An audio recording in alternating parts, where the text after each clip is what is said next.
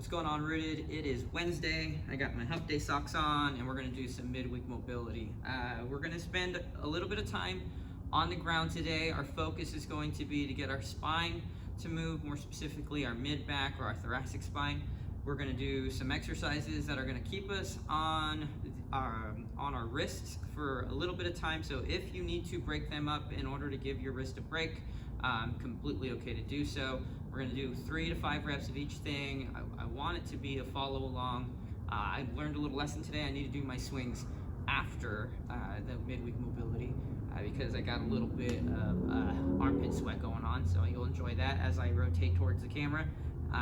Do your best. Remember to not move into pain.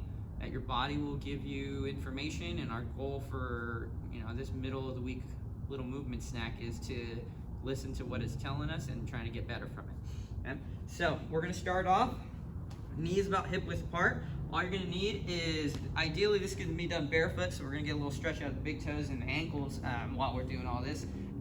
So barefoot and a chair, all you're gonna really need.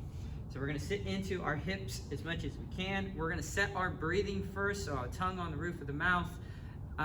Breathing in and out through the nose is ideal. And we're gonna keep our toes pulled under so that we can stretch out our toes a small amount. Okay? If and when your foot gets tired of this position, just unlock them and go into sitting a little deeper onto your heels or whatever your knees say is okay. So our start is we're gonna get the shoulders down away from the ears. We're gonna do some head nods.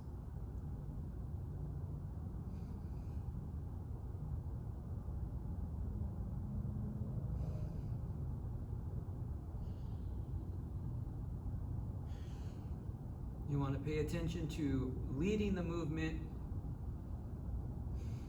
with your eyes. That's 3 reps. I'm going to reset my shoulders, get them down away from my ears, and we're going to do some head turns. I'm going to look to the left, and then keep my chin up and look over my shoulder.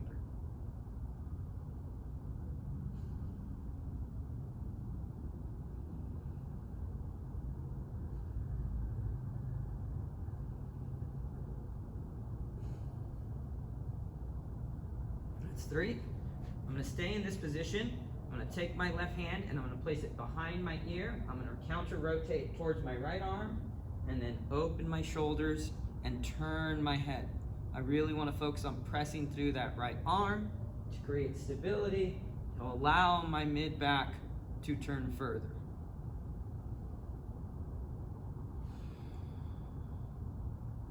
Okay, that's 3. Give you a front view. So I'm posting hard through my left hand, right fingers go behind my ear, I rotate towards my left elbow, and then open. It is okay for one side to feel different than the other. You might notice that there's a lot of trembling going on in my left arm, and that's just letting me know that maybe that shoulder is working a little harder than my right one. Okay, now staying in this hip lock position, I'm going to thread the needle. So I'm going to take my right hand, I'm going to open up just like I did in my hip lock T-spine rotations, and then I'm going to thread through the point between my left forearm and my left knee.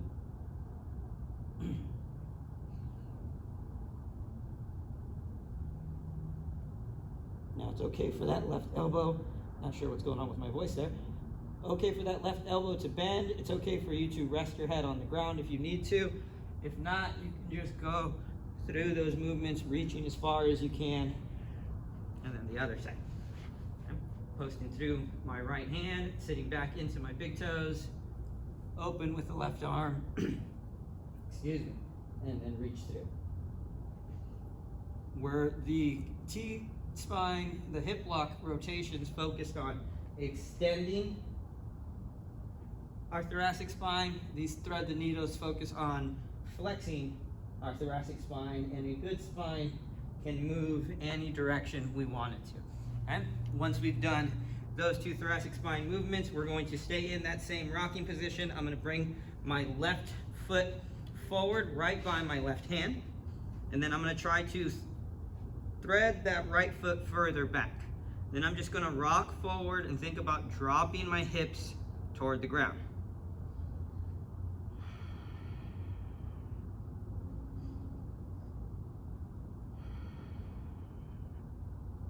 Now that might not be the best angle for you to see it, so I'm gonna give you a nice 45. We're gonna bring that right foot up by the right hand. We're gonna thread that left foot back a little further, and then I'm gonna rock forward, a little mini rock back. I'm really trying to sink that left hip, that back hip down towards the ground as much as I can.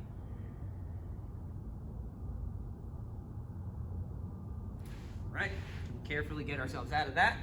Last one we're gonna do is a supported lateral lunge. So all you'll need is a chair. You're gonna get a wide foot width of 1.5 to 2 times the width of your shoulders if you can. Okay? You're gonna hinge your hips back. So I really want you to think about pushing your butt back towards the wall behind you and bending your knees as much as you need to. You'll then place your hands on the chair, and if you need to, shift some of your body weight by leaning forward and pressing hard into the chair. Right? If you can support your weight on your legs, what you're going to do is do a lateral lunge, and you're just going to shift your hips from one side to the other. Now that may be difficult to see from that angle, so I'll turn a little bit so that you can see that I'm shifting into my right hip, really focusing on lengthening through my left leg, and then just repeating on the other side. Now, if you find this to be easy, you can come down, place your hands on the ground, and then do that same lateral lunge from side to side. Okay? These exercises done together are going to make your hips and your spine feel awesome. You can break them up and do them throughout your day. That's also going to help out quite a bit. Or you can do them before your swings, which is what I should have done. So enjoy it, and we'll see you next week.